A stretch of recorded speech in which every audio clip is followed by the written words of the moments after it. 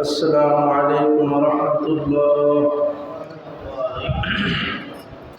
সবাই কেমন আছেন إن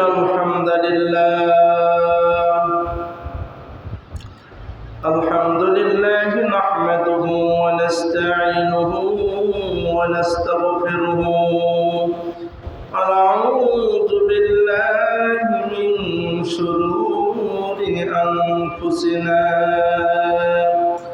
ومن سيئات أعمالنا من يهده الله فلا مضل له ومن يضلله فلا هادي له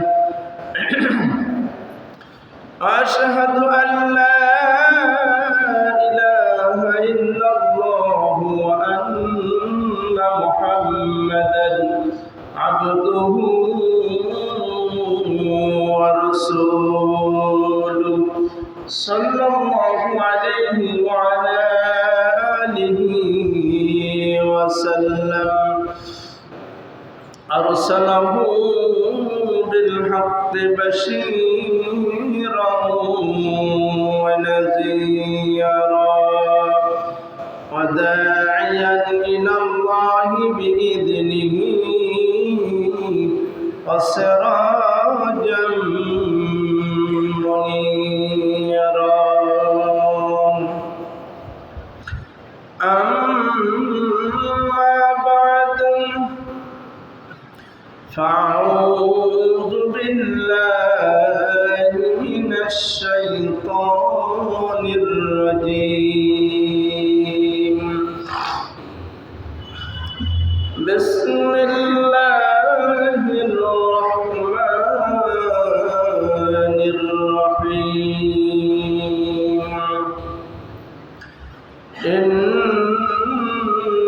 الله وملائكته يصلون على النبي يا أيها الذين آمنوا صلوا عليه وسلموا تسليما اللهم صل على محمد وعلى آل محمد সবাই মুখ খুলে দুরূদ শরীফ পড়েন اللهم صل على محمد وعلى آل محمد كما صليت على إبراهيم وعلى آل إبراهيم إنك حميد مجيد اللهم بارك على محمد وعلى آل محمد كما باركت على إبراهيم وعلى آل إبراهيم إنك حميد مجيد معزز محترم حضرات علماء کرام মুরব্বিয়ান کرام যুবক ভাইরা আমার পর্দার আড়ালে সম্মানিত মা ও বোনেরা আমরা সকলে মিলে সেই মহান মনিবের দরবারে প্রাণ খুলে শুকরিয়া আদায় করব যে রব্বুল আলামিন আমাদেরকে সুস্থ রেখেছেন আল বাইতুল্লাহ আসার এবং বসার তৌফিক নায়েব করেছেন সেই মহান মনিবের দরবারে আমরা প্রাণ খুলে শুকরিয়া আদায় করি আলহামদুলিল্লাহ আজকে কয়েক সপ্তাহ ধরে আমরা নামাজের আলোচনা করিতেছিলাম। আজকে জুমার ফজিলাত সম্পর্কে আলোচনা হবে এবং জুমার সুন্নাহ সম্পর্কে আলোচনা হবে। এলাকার মুসলমান ভাইয়েরা আপনারা অতি শীঘ্র মসজিদে চলে আসুন।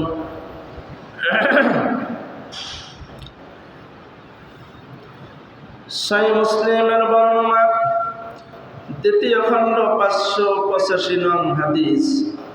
নবী করিম সাল্লাল্লাহু আলাইহি ওয়াসাল্লাম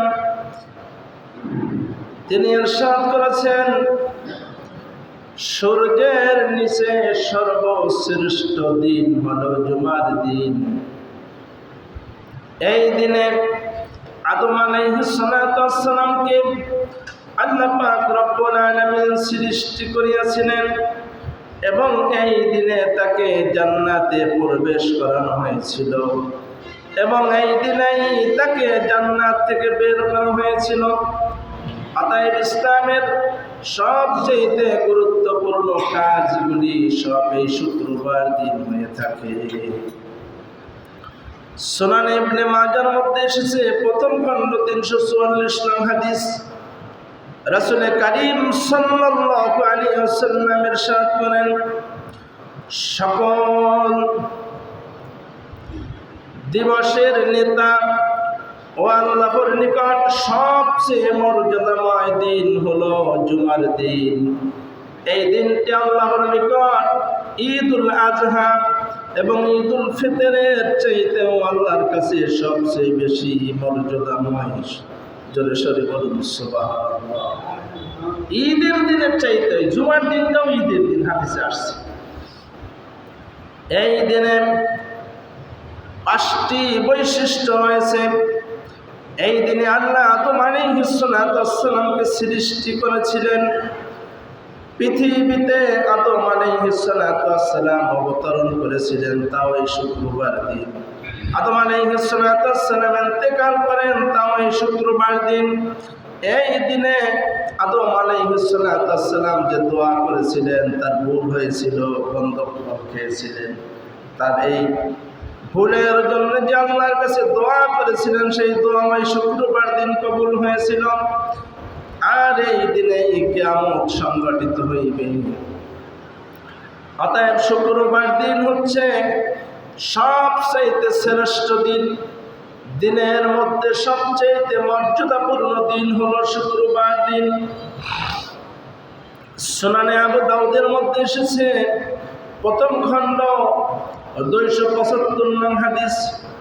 রাসূল করিম সাল্লাল্লাহু আলাইহি ওয়াসাল্লাম ইরশাদ করেছেন, তোমাদের দিনগুলির মধ্যে সর্বোত্তম দিন হলো শুক্রবার।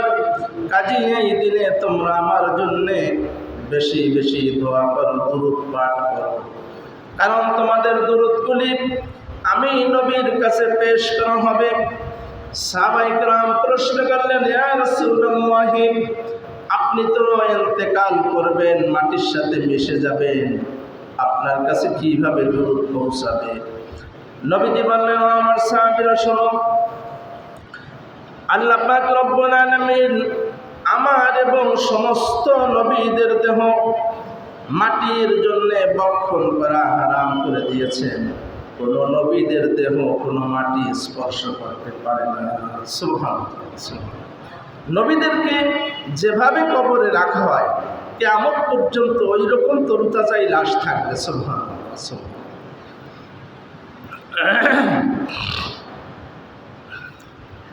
আল্লাহ পাক রব্বুল আলামিন সূরাতুল জুমার 9 নম্বর আয়াতে ইরশাদ করেছেন, ইয়া আইয়ুহাল্লাযীনা আমানু ইযা নুদিয়া লিস-সালাতি মিন ইয়াউমিল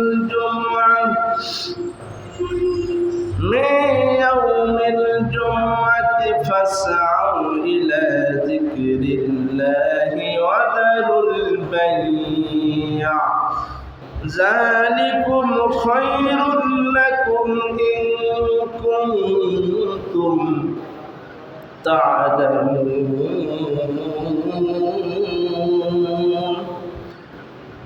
পাক রব্বুল আলামিন ইরশাদ করেছেন, খুব খেয়াল করে শ্রবণ করেন, আল্লাহর আদেশ হচ্ছে, হে ইমানদারগণ, যখন জুমার দিনে সালাতের জন্য আহ্বান করা হয় তোমাদেরকে, তখন তোমরা আল্লাহর জিকিরের দিকে ধাবিত হও, অর্থাৎ হেঁটে হেঁটে না, দৌড়ে দৌড়ে খুব তাড়াহুড়া করে মসজিদের দিকে দৌড়ে দৌড়ে চলে আসো। এরপর আল্লাহ পাক রব্বুল আলামিন বলেন, এবং তোমাদের ব্যবসা বাণিজ্য সব কিছু পরিত্যাগ করো। আল্লাহ পাক রব্বুল আলামিন আরো বলেন, এটা তোমাদের জন্য উত্তম যদি তোমরা বুঝতে পারো, জানতে পারো। আল্লাহ পাক রব্বুল আলামিন এখানে আমাদেরকে বললেন, জুমার সালাতের যখন আযান হবে, হাইয়া আলাস সালাহ আহ্বান করা হবে, তোমরা দৌড়ে দৌড়ে মসজিদে আসবে, আল্লাহর জিকিরের দিক ধাবিত হবে। এই জিকিরের অর্থ হচ্ছে নামাজ আদায় করা এবং খুতবা শোনা। এই যে আলোচনা করছি, খুতবা শোনার নাম হচ্ছে জিকির, আর নামাজ পড়ার নাম হচ্ছে জিকির, খুতবা শোনাও জিকির। তাই আল্লাহর আদেশ হচ্ছে, যখন আহ্বান করা হবে তোমরা মসজিদের দিকে দৌড়ে দৌড়ে চলে আসবে। আর আজানের পরে আমাদের সমাজের মানুষরা কপাল পোড়া, তারা বাড়িতে কাজ করে, ঘরে কাজ করে, ব্যবসা বাণিজ্যে লিপ্ত থাকে। তারা চিন্তা করে আজান হয়েছে, কেবলমাত্র নামাজ তো দেড়টার আগে আগে চলে যাব। এই লোকগুলা বলেন তো আল্লাহর এই কোরআনের আয়াতের পরিপূর্ণ হুকুম মানছে কিনা? তারা পরিপূর্ণ মানে না, কারণ খুতবা শোনাও হচ্ছে জিকির। তারা এই খুতবার আলোচনা শোনে না, শেষ অংশে আইসে শুধু 2 রাকাত নামাজ পড়ে চলে যায়, হচ্ছে তাদের জুমা। এভাবে জুমার নামাজ পড়লে পরিপূর্ণ জুমা তার আদায় হবে না। এই জন্য এভাবে জুমা আদায় করলে আমাদের জুমা আদায় হবে না। আমার আজান শোনার পর কোনো মুসলমান যদি দোকান দেয়, গাছ লাগায়, বাড়িতে কাজ করে, সে তার প্রবৃত্তির অনুসরণ করছে, আল্লাহর হুকুম তার তোয়াক্কা করে না। এটা সরাসরি আল্লাহর কোরআনের আয়াতের সংঘর্ষ কাজ করছে। আল্লাহ বলছেন মসজিদে দৌড় দাও, আর আমরা বাড়ি কাজ করছি, তাহলে আল্লাহর বিপরীত হয়ে গেল না? কোনো মুসলমান আজান হওয়ার পরে সে বাড়িতে কাজ করতে পারে না। আল্লাহর অর্ডার, যখনই আজান হয়েছে, হাইয়া আলাস সালাহ, এখন আর সামনে কোনো কাজ করা যাবে না, সাথে সাথে মসজিদের দিকে দৌড় শুরু করে, জুমার দিনে জিকিরের দিকে ধাবিত। তাহলে আমরা বাড়ি বসে নানান অজুহাতে কাজকর্ম করছি, আর আপনি আইসে 2 রাকাত নামাজ পড়ে চলে গেলেন, ইসলাম ধর্ম জানলেন না, কিছু না আন্দাজে 2টা ডাক দিয়ে চলে গেলেন। এর নাম জুমার নামাজ না, আর এ দিয়ে কোনো নামাজ হবে না, আর এর থেকে আপনার জীবনে কোনো পরিবর্তনও আসবে না। জুমা হচ্ছে অনেক গুরুত্বপূর্ণ একটা ইবাদত। আমাদের সমাজে অনেকে নানা অজুহাতে সাধারণ ওজরে জুমা পড়ে না, পরে কি করে, জুমায় আসে না, জহুর পরে। এরকম কিছু লোক আছে না নাই? বাড়িতে বসে জহুর পড়ে। এই জহুরের নামাজ পড়া এরা মারাত্মক ধরনের একটা গুনার কাজ। এরকম জহুর পড়া যাবে না, কারণ এই বিধান তাকে কে দিয়েছে? আল্লাহকে বলেছেন তোমরা জুমার নামাজ কামাই গেলে বাড়ি বসে জহুর করো, এরকম কোনো বিধিবিধান নাই। অতএব এ ধরনের কোনো ওজোর আপত্তি অন্তত জুমার নামাজের ক্ষেত্রে, ফরজ নামাজের ক্ষেত্রে কোনো আপত্তি দাঁড় করানো যাবে না। একান্ত যদি কোনো রকম ছুটেই যায়, তবে সে তওবা করে নেবে আল্লাহর কাছে, আর অন্য সময় আবার কায়জা যতটুকু পারে আদায় করে নেবে। তাইলে খুতবা শোনাও জিকির।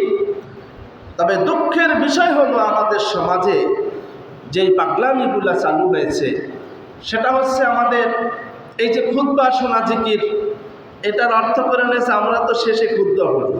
2টা খুতবা হয় না? শেষে আরবিতে 2টা খুতবা দেয় কিনা? এইটা খুতবা শোনাও তো তাদের হয়ে যাচ্ছে নামাজের 5 মিনিট আগে আসলে। আসলে মূলত খুতবা অর্থ হচ্ছে বক্তৃতা করা, নসিহা করা, এটার নাম খুতবা। এই যেটা বলছি এখন, এইটাই হচ্ছে কি মূলত প্রথম খুতবা। আর শেষে আর একটা খুতবা হবে, সেটার নাম হচ্ছে দোয়া। সারা মুসলিম উম্মার জন্য কি হবে? দোয়া হবে। তাহলে প্রথম মূলত আমাদের যেহেতু বাংলাদেশ, আমরা আরবি ভাষা সবাই বুঝি না, এর কারণে আমরা এই বাংলায় ব্যাখ্যা করছি। কথা বুঝে আসছে? তাইলে এই হচ্ছে প্রথম খুতবা। আর একটা খুতবা হবে শেষে আরবিতে। এই হলে দুইটা খুতবা। আমরা এখন বানাই নিয়েছি তিনটা। এই বাংলা একটা করছি প্রথম খুতবা, এরপর আবার দেবো পরে দুইটা খুতবা। যেখানেই একটা বেদাত ঢুকছে সেইখানেই আসল সুন্নাহ বিলুপ্ত হয়ে গেছে। মানুষ এই কারণেই এখন দেরি করে আসে। খুতবা শোনা তো হচ্ছে শেষে, মূলত খুতবা হচ্ছে প্রথম খুতবায়। মূলত খুতবা কোরআন হাদিসে মাত্র দুইটা। খুতবা কয়টা? দুইটা। আমরা এই যেটা এখন দিচ্ছি বাংলায় ব্যাখ্যা করছি। আজকের খুতবার যে মূল উদ্দেশ্য, আরেকটা খুতবা হবে পরে আরবিতে। এই দুইটা খুতবা মুসলিম উম্মার জন্য দোয়া হবে। আর আজকে খুতবার উদ্দেশ্য হলো মানুষকে জুমা সম্পর্কে আমার জানা, তো সেটা আমি করছি। মূলত খুতবা হবে এই দুইটা, কিন্তু আমরা খুতবা দিয়ে থাকি তিনটা। এটা আসলে কোরআন সুন্নাহ সম্মত হয় না। এখন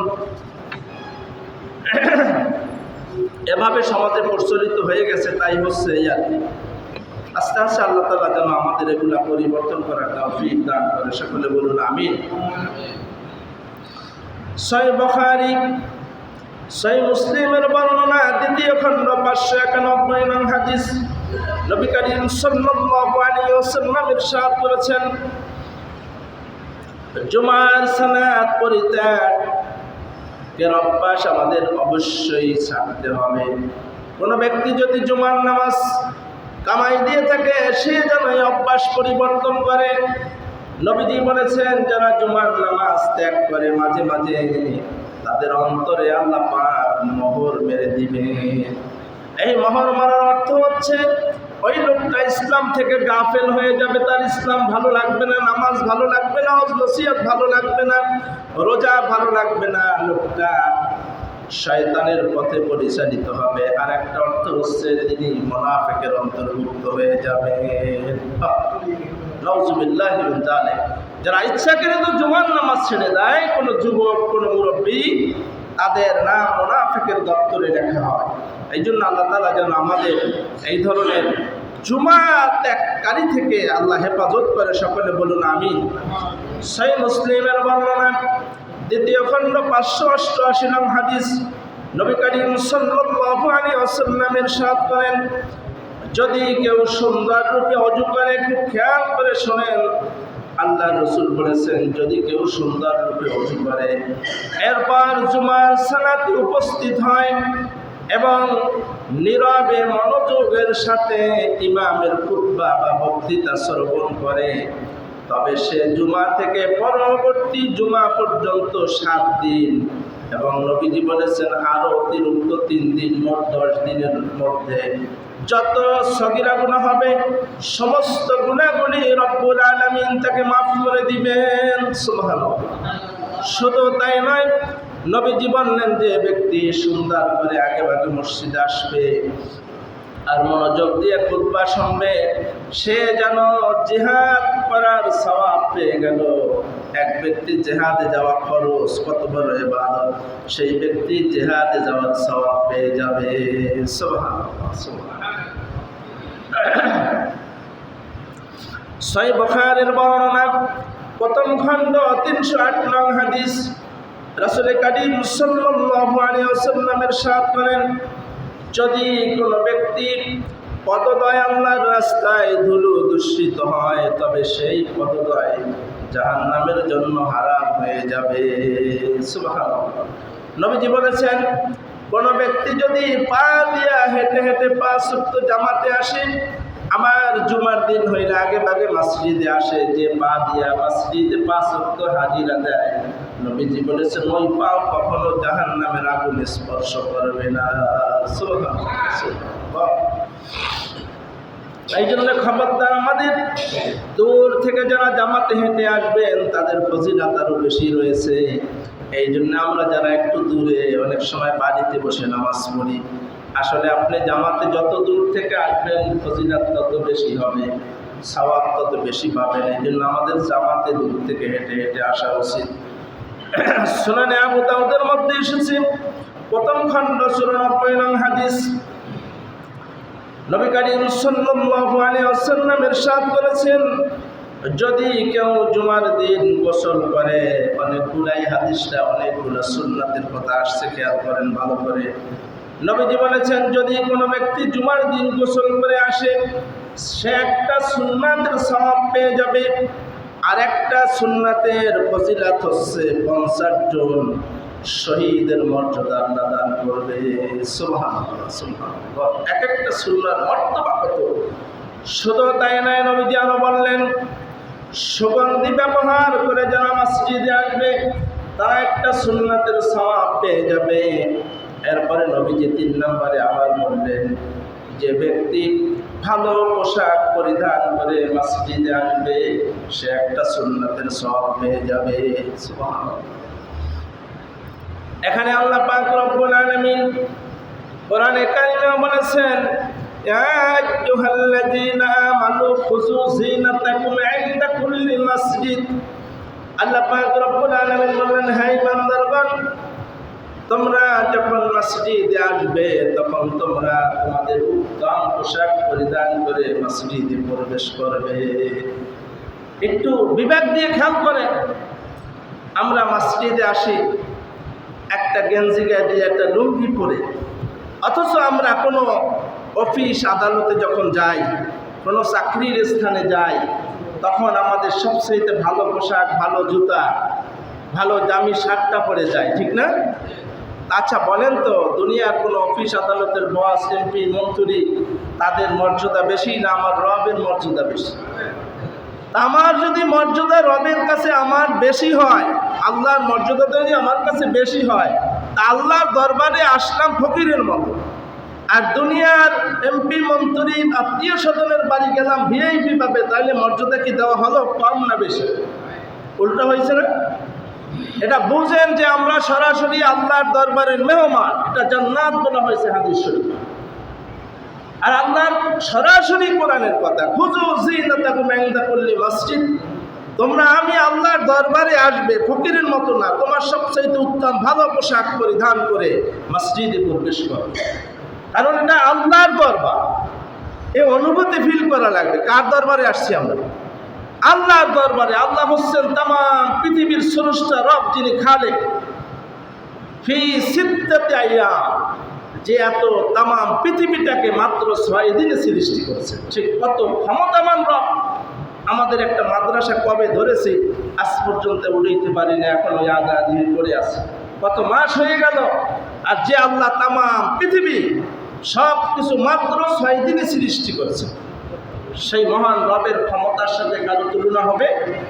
সেই আল্লাহর দরবারের মেহমান আমরা। এখানে আসছি আমরা ফকিরের মতো একটা লুঙ্গি আর একটা গেঞ্জি, অথচ ঈদের দিনে প্রত্যেকের ভালো ভালো কি আমাদের জামা নাই? তাহলে সে জামা উঠে দিয়েছেন কার জন্য? আল্লাহর চেয়ে বড় মেহমান আর কেউ হবে? মসজিদে খবরদার যুবক ভাইরা, আমি চাই প্রত্যেকের গায়ে সুন্দর পাঞ্জাবি দেখতে, পাঞ্জাবি পাজামা। মনে করবেন যে এটা একটা ঈদের দিন। হাদিস শরীফে আসছে জুমার দিনটা হচ্ছে ঈদুল আজহা, ঈদুল ফিতরের চাইতেও বড় ঈদের দিন। এর মর্যাদা আল্লাহর কাছে অনেক বেশি, নবীজি বলেছেন। তাহলে আমরা সুন্দর পোশাক পরে আসবো। খবরদার, কোনো কোনো এলাকায় দেখা যায় গ্রামগঞ্জের মসজিদে ওই একটা পুরান তিলা পরা টুপি আর একটা পুরান জামা মসজিদে থুয়ে যায়, এলাকায় কাজবাজ করে, আর ওখান থেকে আইসে নামাজ পড়ে আবার থুয়ে যায়, 6 মাসেও ধোয় না। গায়ে গন্ধ হয়ে গেছে ঘামে বেজতে বেজতে। আর একজন নামাজির পাশে গন্ধ জামা গায়ে দিয়ে নামাজ পড়লে মারাত্মক ধরনের গুনাহ।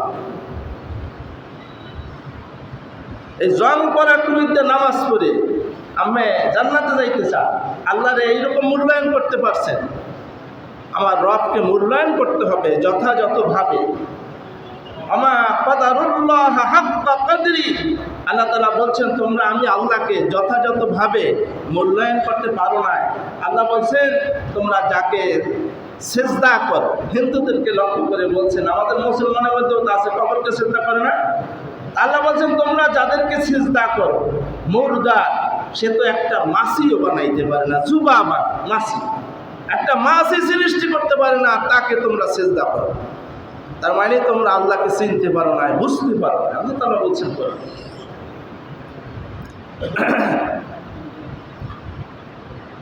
তাহলে আমাদের মসজিদে আসতে হলে ভালো পোশাক পরিধান করে, আতর টাতর লাগিয়ে সুন্দর করে উত্তম পোশাকে ভালো টুপি, জুমার দিন একটা স্পেশাল টুপি থাকবে, কমান টুপি না, 5 ওয়াক্ত নামাজে দা জুমার দিনে আর উন্নত টুপি নিয়ে তারপরে মসজিদে আসতে হবে।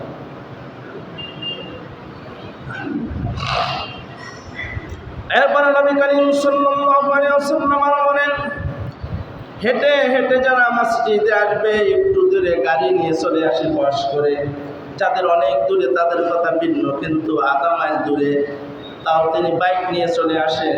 কিন্তু বাইক নিয়ে না হেঁটে যদি তিনি পায়ে হেঁটে আসেন তাহলে একটা সুন্নাহর বেশি সওয়াব পেয়ে যাবে।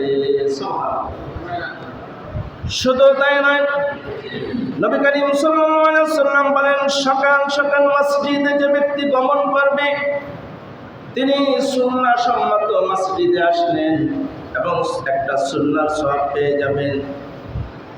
এরপরে মসজিদে প্রবেশ করেই সর্বপ্রথম তিনি মসজিদে প্রবেশ করে 2 রাকাত বা 4 রাকাত সুন্নাত পড়ে নেবেন। সুন্নাত না পড়ে তিনি মসজিদে বসতে পারবেন না। এটা হচ্ছে প্রকৃত সুন্নাহ। মসজিদে ঢুকছেন আল্লাহর ঘরে, সেজদা না করে বসার কোনো হক নাই। হাদিসে একটা কঠোরভাবে নিষেধ করা হয়েছে। আমরা এগুলো বুঝি না, এসে বসে পড়ি। খবরদার এমনটা করবো না। যদি সময় থাকে, শুধু মাগরিবে আর এশা না, 5 ওয়াক্ত যখন ঢুকবেন মসজিদে, ঢুকে সময় থাকলে 2 রাকাত কমপক্ষে, বেশি পারলে 4 রাকাত। জুমার দিনে আগে ভাগে এসে 10 রাকাত করেন, কোনো অসুবিধা নাই। যত পড়তে পারেন, দুপুরের মসজিদ, তাহিয়াতুল ওযু, তারপরে আরও অনেক সুন্নাহ আছে, এগুলো সুন্নাহ পড়তেই থাকবেন। 2 রাকাত 2 রাকাত সব হইতে থাকবে। এরপরে নবী করিম সাল্লাল্লাহু আলাইহি ওয়াসাল্লাম আরো বলেন, কোনো মুসল্লিকে কষ্ট না দেওয়া, আপনার আচরণে যেন কোনো মুসল্লি না কষ্ট পায়। কারো ঘাড়ের উপর ঢেঙ্গিয়ে ঢেঙ্গিয়ে সামনে আসা যাবে না।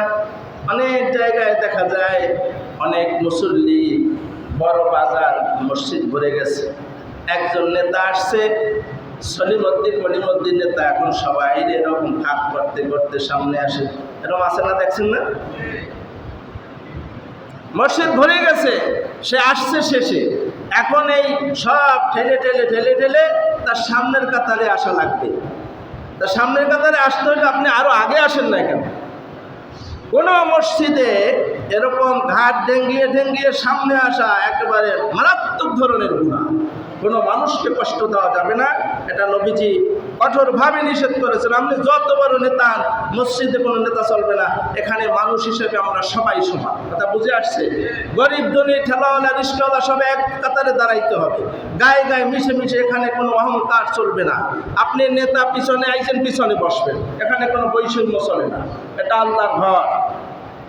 আর এর থেকেই শিক্ষা দেয় মানুষ, আল্লাহ পাক মুসলমানের মধ্যে কোনো বৈষম্য নাই, সবাই সমান, মানুষ হিসাবে সবাই সমান।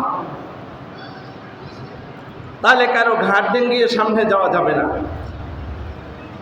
আবার নবীজি বলেছেন, 2 জনের মাঝখানে একটু ফাঁকা, 2 জনের মাঝখানে অল্প ফাঁকা, পুরো একজন বসতে পারে না, সে কি করছে, এই 2 জনের মাঝখানে চাপতে বসে পড়ছে। এটাও জায়েজ নাই। নবীজি কঠোরভাবে নিষেধ করেছেন। অল্প জায়গা যায় নামাজ একটা বিছাইয়া তারপরে চাপতে বসে পড়া, এটা ঠিক নয়। যদি শরীরে জায়গা দেয় তাহলে যেখানে ফাঁকা আছে সেখানে দাঁড়াবে, কিন্তু আরেকজনের গায়ের উপরে বসে পড়া, এটা জায়েজ নাই, নবীজি নিষেধ করেছেন। এরপরে নবীজি বলেছেন, ইমামের নিকটবর্তী হয়ে বসা, এটা হচ্ছে প্রকৃত সুন্নাহ। যারা বেশি ভাগ্যবান তারা একেবারে ইমাম সাহেবের কাছাকাছি বসবেন, বেশি সওয়াব পাবেন। সামনের কাতারে বেশি সওয়াব, তার চেয়ে ইমামের কাছাকাছি বসা আরো বেশি সওয়াব। নবীজি বলেছেন, কেউ যদি জানতো সামনের কাতারে কত সওয়াব, তাহলে প্রতিযোগিতা করত, প্রতিযোগিতা করে এসে সামনে বসার চেষ্টা করত। তবে কিছু মুসল্লি আছে, বিভিন্ন জায়গায় দেখা যায় ওই স্থান স্থায়ীভাবে দখল করে রাখে, যে এই জায়গাটা আমার, এখানে আমারই বসতে হবে। কথা বুঝে আসছে? এটা জায়েজ নাই। আপনার এটা দখল করে রাখার কোনো ক্ষমতা নাই। কেউ আছে স্থায়ীভাবে জায়নামাজ লাইকের আছে, সে আসে না, আর একজন আগে আসছে, এখন জায়নামাজ আপনার লাশ আসে, তো এখানে বসতে বা দাঁড়াইতে একটু ইতস্তত করে। এই জন্য বসে না, ফাঁকা থাকে। তাইলে এই যে আপনি দখল করে রাখলেন, এটা তো আপনার পৈতৃক সম্পত্তি না, এটা আল্লাহর ঘর। এখানে আপনি দখল করে রাখতে পারবেন না। খবরদার, এ ব্যাপারে সাবধান থাকবে। আপনি যখন আসবেন তখন জায়নামাজ দিয়ে যেখানে জায়গা পাবেন ওইখানে আপনি যদি সামনের কাতার পছন্দ করেন, সবাই আগে আসবেন, আইসে বসেন, কোনো দোষ নাই, সবার জন্য অধিকার আছে। কিন্তু আপনি স্থান দখল করে যে এই জায়গাটাই আমার সবসময় বসতে হবে, এরকম ধারণা রাখা বা চেষ্টা করা, এগুলো ঠিক না, এগুলো গুনাহের সামিল। এরপরে নবীজি বললেন, মনোযোগ দিয়া ইমামের বক্তৃতা শ্রবণ করা, এটা হচ্ছে প্রকৃত সুন্নাহ। দুই জুমার মধ্যবর্তী সময়ে আল্লাহ পাক রব্বুল আলামিন তার সব গুনাহ মাফ করে দিবেন। এই সুন্নাহগুলো যারা ফলো করবে, সুন্নাহগুলো আদায় করবে, এই সুন্নাহর বরকতে গত শুক্রবার থেকে এই শুক্রবার আল্লাহ পাক সব গুনাহ মাফ করে দিবেন। সুবহানাল্লাহ। তাই আমরা যদি এটা সুন্দর করে মেনে চলি, এই সপ্তাহের গুনাহ শেষ, সামনের সপ্তাহে আবার জমা পড়লাম, আবার শেষ, আমার আমলনামায় কোনো গুনাহ জমা থাকবে? সব মুছে যাবে। তা আমাদের তো এইভাবেই আমল করতে হবে। সুনানে আবু দাউদের মধ্যে এসেছে প্রথম খণ্ড 95 নম্বর হাদিস। হাদিসটি সুনানে ইবনে মাজাতে এসেছে প্রথম খণ্ড 346 নং হাদিস। রাসূল করিম সাল্লাল্লাহু আলাইহি ওয়াসাল্লাম ইরশাদ করেছেন, যদি কেউ জুমার দিনে উত্তম রূপে গোসল করে, সকাল সকাল মসজিদে গমন করে, তারপরে বাহনে না আসে, হেঁটে হেঁটে মসজিদে আসে, ইমামের নিকটবর্তী হয়ে মনোযোগের সাথে তার আলোচনা শ্রবণ করে, কোনো কথা বলবে না, চুপ করে বসে থাকে মসজিদে খেয়ালের সাথে, তবে তার প্রত্যেক পদক্ষেপে মসজিদে যে আসছে প্রত্যেক কদমে 1 বছরের নফল রোজার সওয়াব, 1 বছর তাহাজ্জুদের সওয়াব আল্লাহ দান করবে। সুবহানাল্লাহ, সুবহানাল্লাহ। কত বড় মারাত্মক কথা!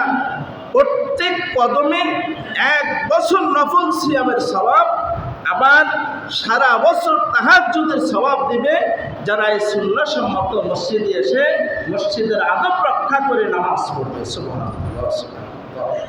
আল্লাহ পাক বান্দাকে কত ভালোবাসেন দেখেন।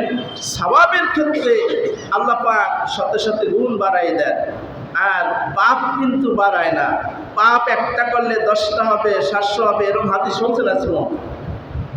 আল্লাহ যে কত ভালোবাসেন বান্দাকে, আল্লাহ চায় আমার সব বান্দা জান্নাতে যাক, কিন্তু এর পরেও যদি আমরা খামাখা জাহান্নামে ঢুকতে চাই, তো আমরা কিছু করার নাই। আল্লাহ পাক নেকি আর বদি ওজন কম্পেয়ার হবে তো, আল্লাহ নেকি বাড়াই দিচ্ছেন সর্বক্ষেত্রে, আর পাপ চাপাই রাখতেছেন। এর পরেও যদি আমরা জাহান্নামে যাই, তা আমাদের পাপ কফা, এটা আল্লাহ তো আর কিছু করার নেই। এই জন্য আমাদের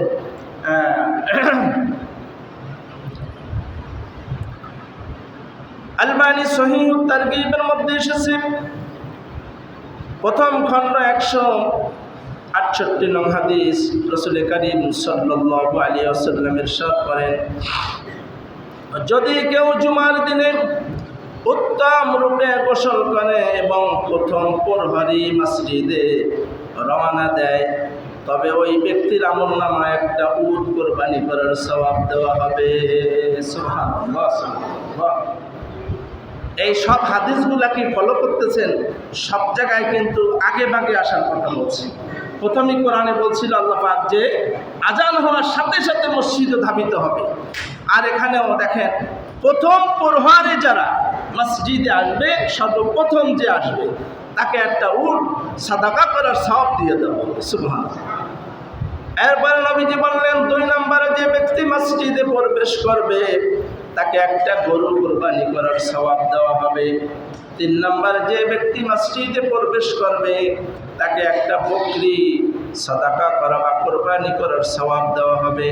4 নম্বরে যে ব্যক্তি মসজিদে গমন করবে তাকে একটা মুরগি দান করার সওয়াব দিয়ে দেওয়া হবে।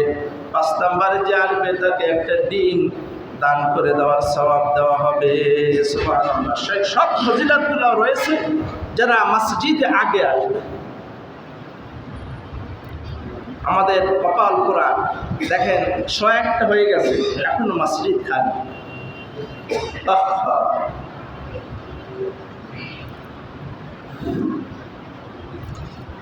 নবী করিম সাল্লাল্লাহু আলাইহি ওয়াসাল্লাম বলেন, তোমরা ইমামের খুতবা মনোযোগ দিয়ে শুনবে এবং অন্যদেরকেও শুনতে দিবা, এবং খুতবা চলাকালীন সময় কথা বলা নিষেধ।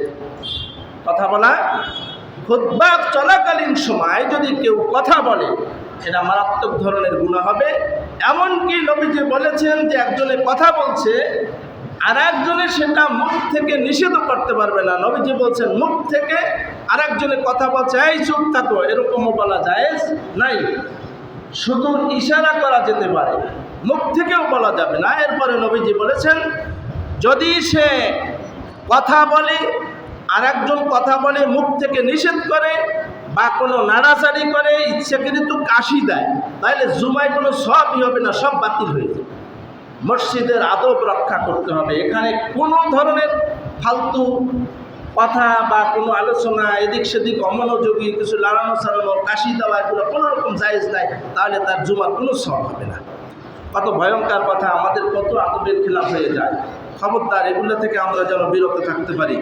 নবী করিম সাল্লাল্লাহু আলাইহি ওয়াসাল্লাম বলেন, যে ব্যক্তি জুমার দিন আগে মসজিদে আসবে ভালো কিছু শেখার বা শোনার জন্য, ওই ব্যক্তিকে আল্লাহ পাক রব্বুল আলামিন একটা হজের সওয়াব দান করবে।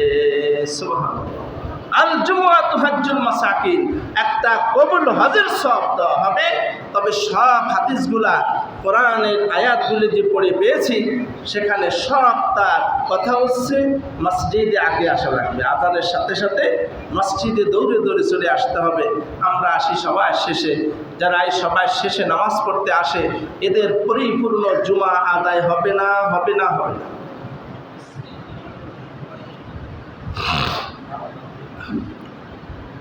সুনানে আবু দাউদের মধ্যে এসেছে, প্রথম খণ্ড 289 নং হাদিস, রাসূল করিম সাল্লাল্লাহু আলাইহি ওয়াসাল্লাম ইরশাদ করেন, তোমরা জুমার খুতবা উপস্থিত হবে এবং ইমামের নিকটবর্তী হবে। কারণ মানুষ নিয়মিত দূরে যারা বসবে, দূরে থাকে পিছনে বসবে, তারা জান্নাতে ঢুকলেও সবার পিছনে স্থান পাবে। এই জন্য আমাদের গাড়ির যদি পিছনে বসে তাকে শান্তি হয় না, ধাক্কায় মাথা মোজা যায় ভাঙে। তা আফসোস হয় যে সামনে টিকিট পাইলাম না, অনেক কষ্ট হয়। জান্নাতে গেলেও যারা একেবারে পিছিয়ে থাকবে তাদের আফসোস থাকবে, সামনের আকর্ষণ তো আরও বেশি। এই জন্য আমাদের খবরদার, আমরা জুমার যে বাস্তব উদ্দেশ্য, বিশেষ করে যুবক ভাইয়েরা, আপনারা যে জুমা পড়েন আপনাদের এই জুমার নামাজ হবে না। আল্লাহ কোরআনে বলছেন ডাইরেক্ট, ইয়া আইয়ুহাল্লাযীনা আমানু ইযা নুদিয়া লিস-সালাতি মিন ইয়াউমিল জুমআহ ফাসআউ ইলা যিকরিল্লাহি ওয়া যারুল বাইআ। আল্লাহ বলছেন, হে ঈমানদারগণ, যখনই তোমাদের সালাতের জন্য আহ্বান করা হয়, এই আহ্বান মানে কি? যখন আযান হয়েছে হাইয়া আলাস সালাহ, তখন তোমরা দৌড়ে দৌড়ে মসজিদে আসো, হাঁটা হাঁটা না, ধীরে ধীরে না, খুব স্পিরিটের সাথে মসজিদে দৌড়ে দৌড়ে চলে আসো। কখন? আযানের সাথে সাথে। আর এই আগে যদি না আসো, জিকিরের দিকে ধাবিত হও। এরপরে মসজিদে আগে আসলে যত ফজিলত জুমার দিনে, সব এই আগে আসার মধ্যে। এবং খুতবা শোনার শর্ত রয়েছে সব হাদিসে। এই যতগুলি হাদিস এখন আপনাদের শুনাইলাম, সবটাই কিন্তু জুমার খুতবার কথা উল্লেখ আছে। জুমার খুতবা শোনা লাগবে। খুতবা মানে কি? আরবি বলি সেইটা, মূলত খুতবা হচ্ছে বক্তৃতা। খুতবা কি? বক্তৃতা, যে নসিহত করে। আজকের খুতবার মূল উদ্দেশ্য আমার জুমার ফজিলত। তা আমি এই যখন এটা বলতেছি, আমরা আরবি ভাষা বুঝি না, তাই বাংলায় ব্যাখ্যা করছি হাদিসগুলো। তো এখন এইটাই হচ্ছে খুতবা, প্রথম খুতবা। এই খুতবা যারা শুনবে না তারা জিকির থেকে গাফেল হয়ে গেল। এই খুতবার জিকিরের অর্থ হচ্ছে নামাজ পাশাপাশি খুতবা শোনা। এই জিকির থেকে যারা গাফেল থাকবে, সর্বশেষ আসবে, তাদের পরিপূর্ণ জুমা আদায় হবে না। এই একেবারে অহেতুক। এই নামাজ পড়ে তারা নাজাত পাবে না। কিয়ামতে যে ফজিলতের কথা বলা হয়েছে, জুমার দিন হজের সওয়াব পাবেন, জুমার দিন আসলে গুনাহ মাফ হয়ে যাবে, জুমার উসিলায় আপনার নানান ফজিলতের কথা হয়েছে, উট কুরবানির সওয়াব হবে, সবগুলি হাদিসে আসছে, আগে আসা লাগবে। আর আমরা আসি সর্বশেষ। এই বেদাতি পদ্ধতি, এই জাহিলি পদ্ধতি যদি আমরা বাদ দিতে না পারি, এই জাতির কখনো পরিবর্তন হবে না। নিজেরা তো এলেম শেখে নাই, মসজিদে আইসে নিয়মিত এলেম শিখবে, একটু কিছু জানার উদ্দেশ্যে যারা আসবে, তাদের কত মর্যাদার কথা বলা হয়েছে, অথচ আমরা আসবো এই নামাজ শুরু হবে সেই সময়। তাহলে তো আপনি প্রথম খুতবাই পাইলেন। আসলে মূলত খুতবা দুইটা, মূলত খুতবা কয়টা হাদিসে আসছে? দুইটা খুতবা। একটা হচ্ছে যেটা বললাম এখন, আর পরে আর একটা আরবি খুতবা হবে। এই হলে মোট দুইটা খুতবা, কিন্তু আমরা দিই তিনটা। এহলে আমাদের বানোয়াট পদ্ধতি। এই বানোয়াট পদ্ধতি কোনো হাদিসে না, আপনারা গাড়াগাড়ি করে দেখেন। আমি তো বললাম হাদিস শরীফে আসছে খুতবা হবে দুইটা, একটা হচ্ছে আলোচনা, আর পরে আর একটা আরবি খুতবা হবে, সেটা হচ্ছে সারা সমস্ত বিশ্বের মুসলিমের জন্য দোয়া। এই দুইটা খুতবা, একটা খুতবা অলরেডি চলে গেল, আর একটা খুতবা বাকি আছে, কিন্তু আমরা পরে আরবি দুইটা দিয়ে আবার একটা করে তিনটা। এই পদ্ধতিটা হচ্ছে আমাদের ভুল পদ্ধতি। যাই হোক, আল্লাহ তাআলা আস্তে আস্তে এগুলো থেকে পরিবর্তন করার তৌফিক দান করুক। আর যুবক ভাইদেরকে বলবো, আপনারা দয়া করে মসজিদে 12:30টার মধ্যে আজান হলেই মসজিদে চলে আসবেন। সবাই একটু আমরা কি আল্লাহর কাছে ওয়াদা করতে পারি যে আমরা আজান হলে 12:30টা থেকে 1:45টার মধ্যে মসজিদে আসবো? ওয়াদা করা যাবে? তাই একটা হাত জায়গায় দেখান যে আমরা নিয়মিত একটু আজানের পর মসজিদে আসতেছি। আল্লাহু আকবার। আল্লাহ তুমি সবাইকে কবুল করো। এই এলাকার সমস্ত ভাইদেরকে আল্লাহ তুমি এর উসিলা আখিরাতে জান্নাত দান করো। সকলে আমরা ইলম শিখে সঠিক পথ চিনে আমরা যেন আখিরাতে জান্নাতবাসী হতে পারি। আল্লাহ কবুল করুন। আমি অনুরোধ করবো আপনাদের এই ওয়াদা যেন ঠিক থাকে। আপনারা সবাই 1:45টার মধ্যে মসজিদে আসবেন। সমস্ত হাদিস এবং কোরআনের আলোকে আমরা যেটা জানি সেটা হচ্ছে জুমার সমস্ত উদ্দেশ্য হচ্ছে এই আলোচনা শোনা। এর থেকে কিছু শিখবেন। এই সপ্তাহে এইটা ফ্যামিলিতে নিজের জীবনে সমাজে বাস্তবায়ন করবেন। পরের সপ্তাহে আবার কিছু শুনবেন। আমি এ সপ্তাহে জুমার ফজিলা বলেছি, এখন কেউ আসলেন, এখন সে কি জুমা সম্পর্কে তার কোনো নলেজ হবে? কিছু জানে? একটা গরু জবাই দেওয়া হয়েছে, আপনি শেষে যাই একটা রান পাইলেন, চামড়া টামড়া গরুর কিছু পান নাই, এখন একটা রান নিয়ে আসলেন, এখন ওই গরুটা কেমন আপনি কি কিছু বলতে পারবেন? তাই কেউ আলোচনার পাইছে ল্যাস, কেউ পাইছে ঠ্যাং, তাহলে এই আলোচনা দিয়ে তার কি কোনো উপকার হবে? কিচ্ছু বুঝবেন না। আলোচনা শুরু থেকে শেষ পর্যন্ত আপনার শুনতে হবে এই টপিকটা শুনে। আর আমি তো আলহামদুলিল্লাহ প্রত্যেক জুমায় বিষয়ভিত্তিক কথা বলি। যেদিনকে জুমার আলোচনার বাইরে কোনো আলোচনা করছি, আজকে শুধু জুমার ফজিলতি বয়ান করেছি। যেদিনকে হালাল হারাম বলি সেদিনকে শুধু কোরআন হাদিস থেকে হারাম হালাল বলি। যেদিনকে পিতামাতার ফজিলত বলার চেষ্টা করি সেদিন পিতামাতার কথাই বলি, এর বাইরে কখনো যাই না। বিষয়ভিত্তিক আলোচনা হয়। এখানে আসলে আশা করি আপনারা নিয়মিত শুনলে মনোযোগ দিয়ে আপনারা এক একজন আলেমে পরিণত হবেন ইনশাআল্লাহ। আল্লাহ তাআলা আমাদের বোঝার তৌফিক দান করুন। আমিন।